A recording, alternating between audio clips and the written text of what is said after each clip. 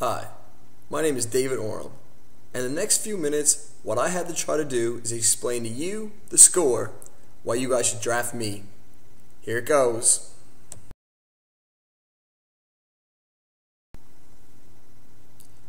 Well, I'm from Corner Brook, Newfoundland. Yes, Newfoundland.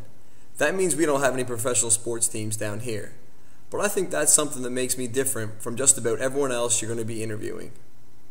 Where we don't have a sports team, it's not that I'm just going to have home team bias and know everything there is to know about one team.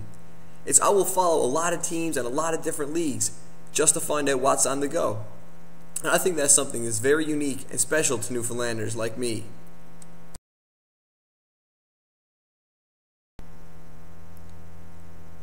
What makes me hardcore is, well, pretty much everything. From any little detail about sports, whether it's traveling just to go see a professional game or just staying up late at night, and especially late in Newfoundland, just to watch a regular season game. Some things that I can think of that I've done is staying up till about 3 in the morning to watch a Lakers home game. It's pretty hard when you're an hour and a half behind most of the continent and the games don't even start till 12 or 12:30.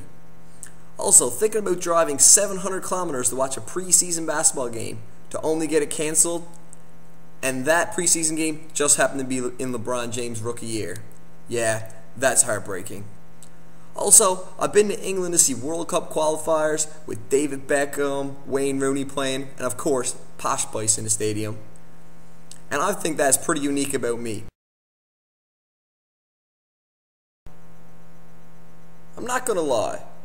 It's kind of hard to explain in April to what we call here in Newfoundland the Boys why T.O. going to the Bills is going to help the Cowboys get back to the Super Bowl. But hey, that's just me. That's just what I do.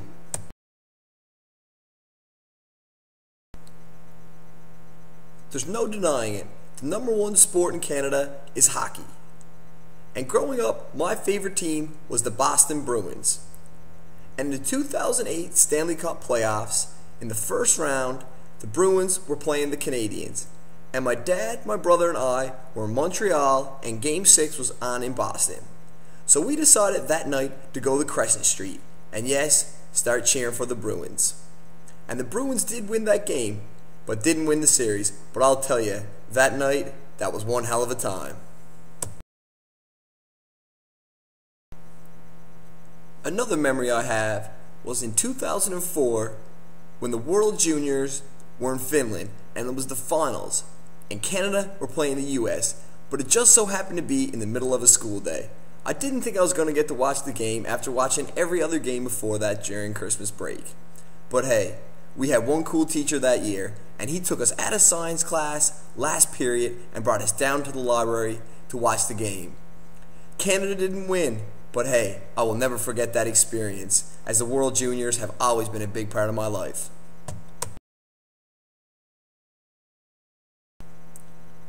Like I said earlier, I've seen a World Cup qualifying soccer match, and what I was doing in England to be able to watch that game was playing in a tournament over there with the all Newfoundland soccer team that I was on at that time. But my love for soccer started when I was just 3 years old, and I started to tag along with my family to the soccer field.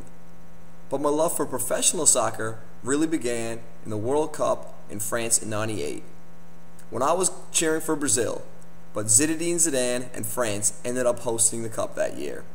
And ever since, I haven't been able to get enough of professional soccer and hope that every 4 years, either England or Brazil are going to be the ones hoisting the cup and following the professional ranks to find out the latest transfer and whatever else is going on over the pond.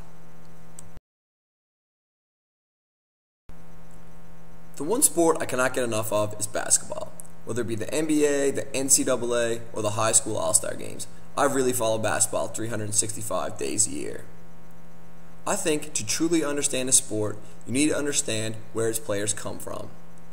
By following their recruitment to college and getting drafted to the NBA, I think I totally understand how these players got to where they are and their rise to fame. So back in 2005, when I saw Monte Ellis was averaging 40 points a game in high school, I figured, hey, this guy's definitely going lottery. But then he goes in the second round, and I'm like, what's on the go here? I figure the NBA GMs know way more than I do. I guess not, seeing after just 1 year in the league, he won the NBA's Most Improved Player. That is just one reason why I think my basketball knowledge will be second to none.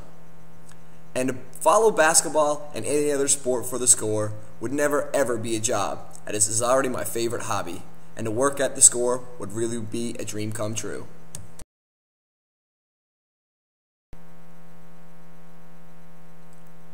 I think that is enough talking from me today, as there's only so much you can say on these videos. But I will let you know that that is only a tidbit of my sports knowledge and sports background. I'm going to leave you with this. Think of the difference between the Boston Bruins and the Montreal Canadiens the past 2 years. 1 year, Montreal first, Boston 8th. The next year, Boston first, Montreal 8th. What was the difference? Michael Ryder, a Newfoundlander.